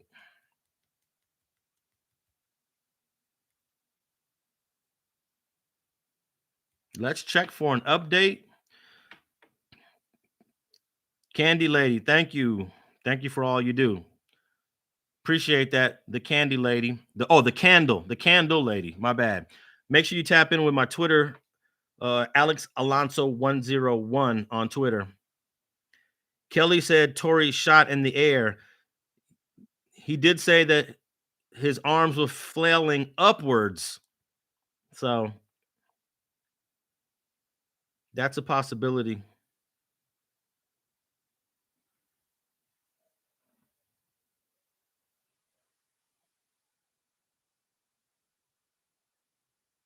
She might have glass and bullet fragments. No, she had bullet fragments only. They were metallic foreign objects, according to the doctor. And we all know that lead. Well, I'm not sure what the bullet. What some bullets are made of lead, but whatever the bullets, these specific bullets were made out of, they were a metallic foreign object, no glass.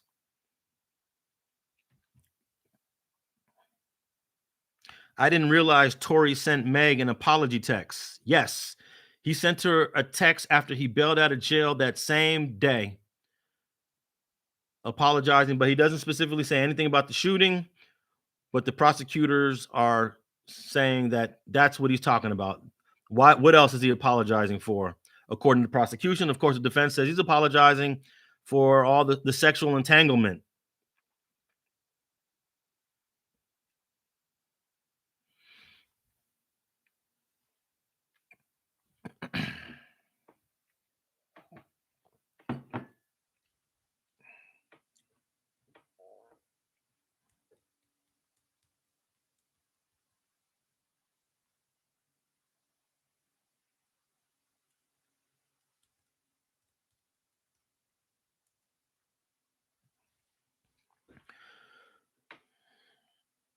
It is 11 a.m.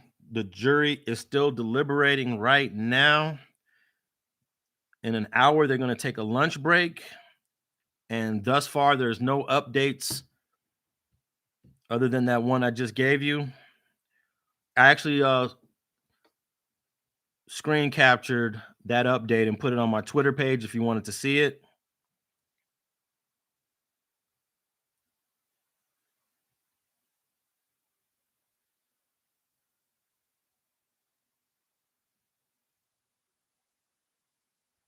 Okay.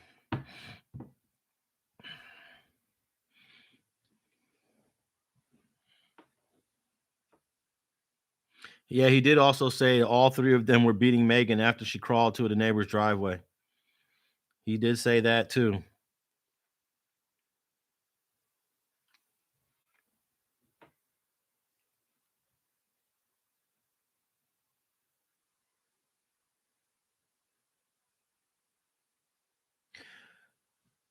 Alex, in reality, when do you think we'll get a verdict?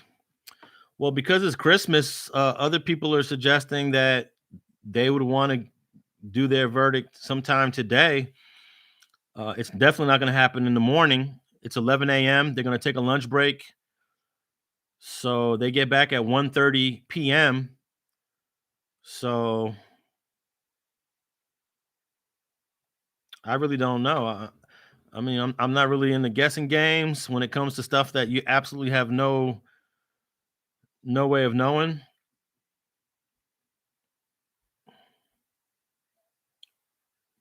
What is your prediction of the outcome? Well, I've said this a couple of times that I was somewhere around 65% defense in terms of the reasonable doubt and about 35% prosecution. This could be interpreted a couple of ways, but as the defense attorney told the jury that if there are two possibilities, if there's or more than one possibility, you have to side with the defense. Let me get that quote. Let me get that quote exactly.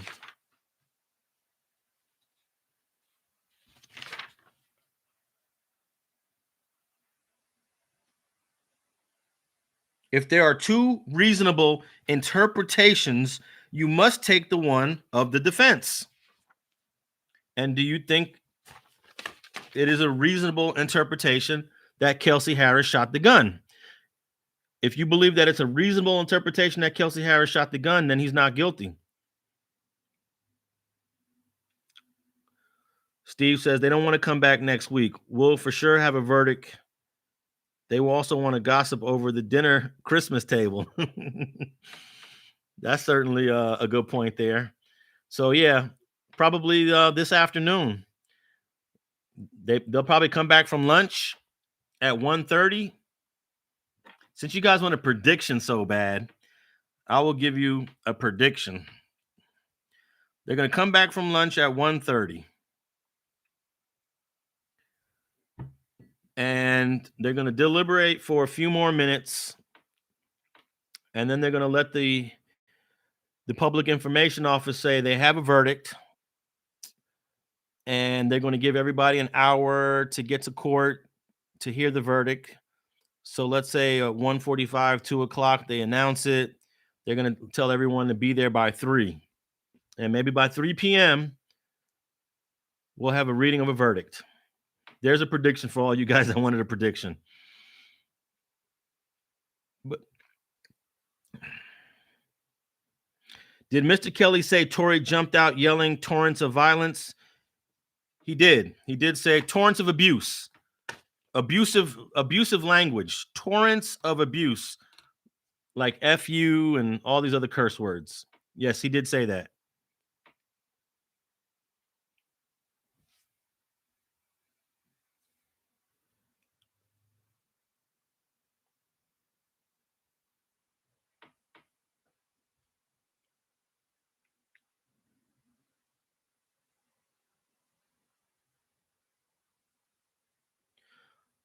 I'm going to end this live before the 2-hour point, and then I noticed I didn't give some synopsis of the other witnesses, and I'll come back on and give another synopsis of some of the other witnesses since we're still waiting for a verdict. I don't want this video to go too long. I usually don't go over. I never go over 2 hours. It's good seeing you, Alex. Thanks, Miss Curry Biggers. Kelsey and Meg also lied. That is true. That is true. And remember, the defense attorney reminded the jury that you can disregard their entire testimony if you think they lied.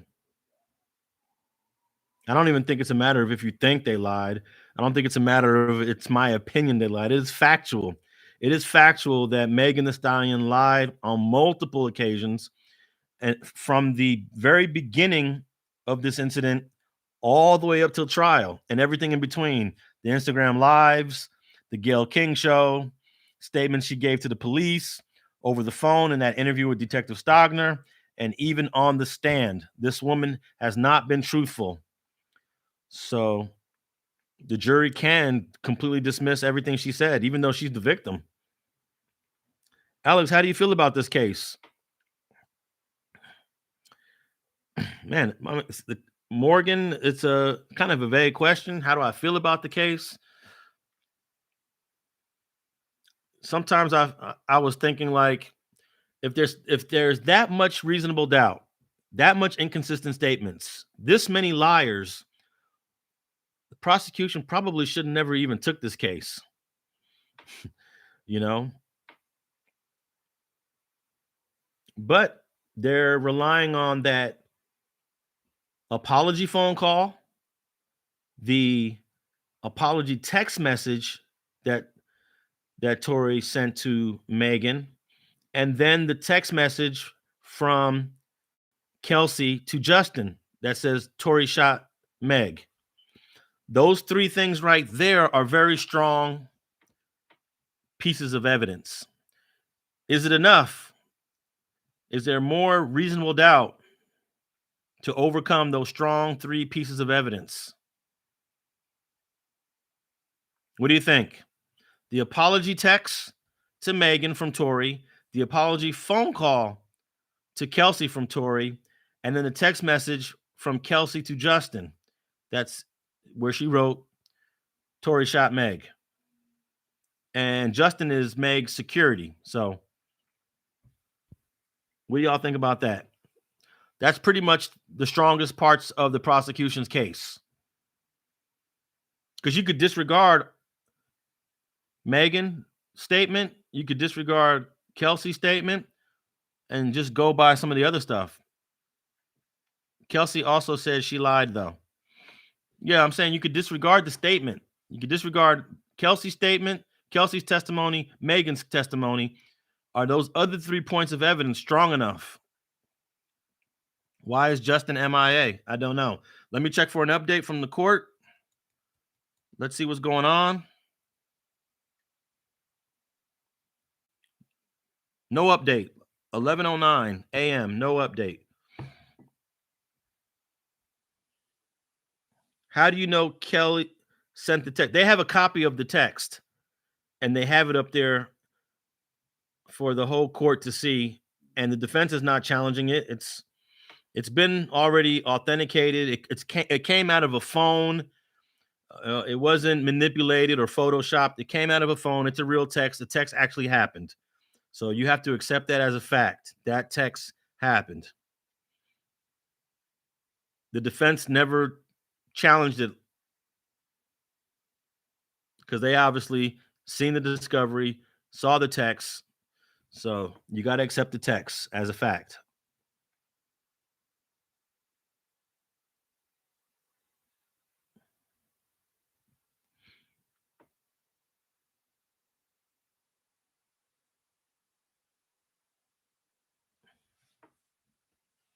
Yes, Curry Biggers. Megan left out the fight.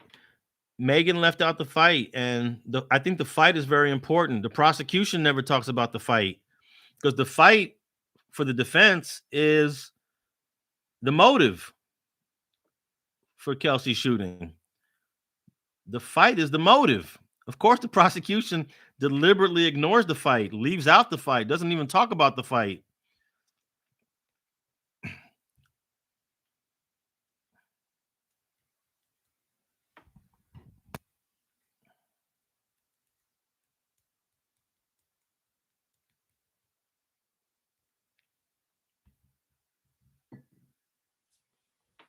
I don't think it was willful. What's the definition of willful? Because that was what the jury asked yesterday before the end of the day. They needed a definition of what does willful actually mean.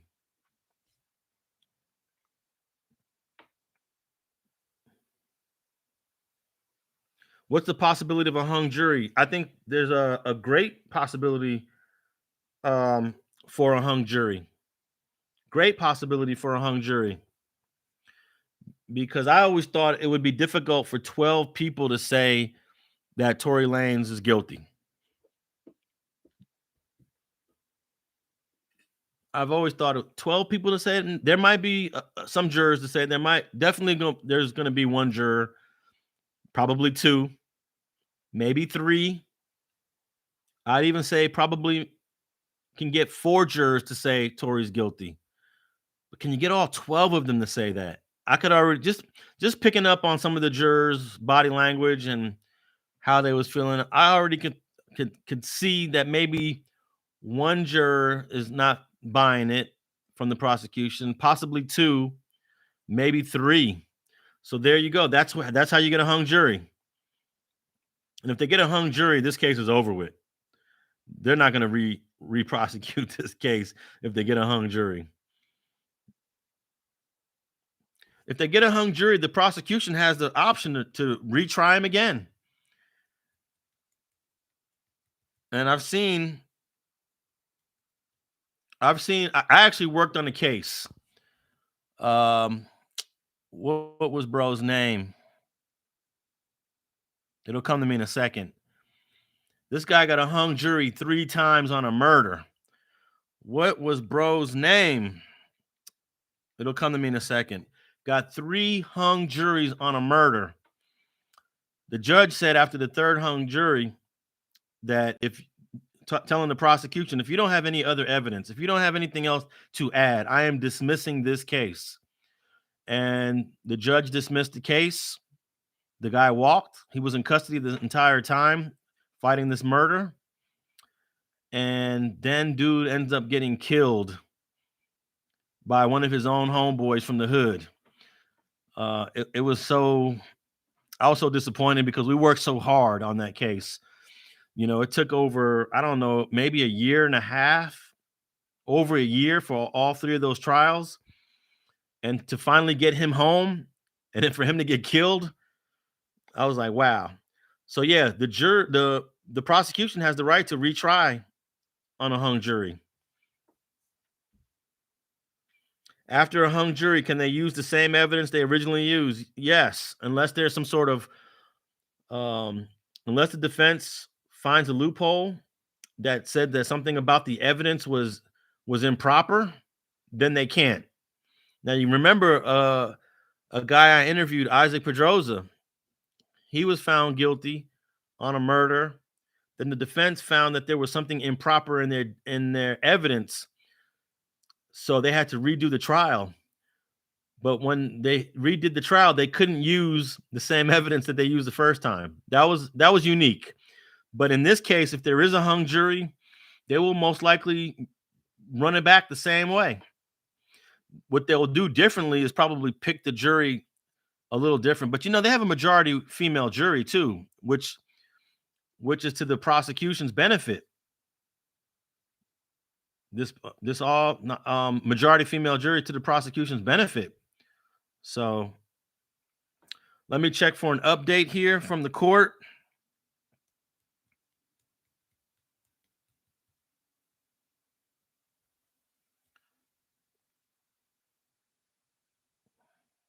No update.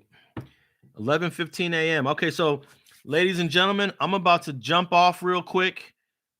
Make me a quick snack, and I'm gonna jump back on and give you another synopsis of one of the other witnesses that I didn't give you before. Let me check my notes and check my videos. I know I didn't give all the witnesses.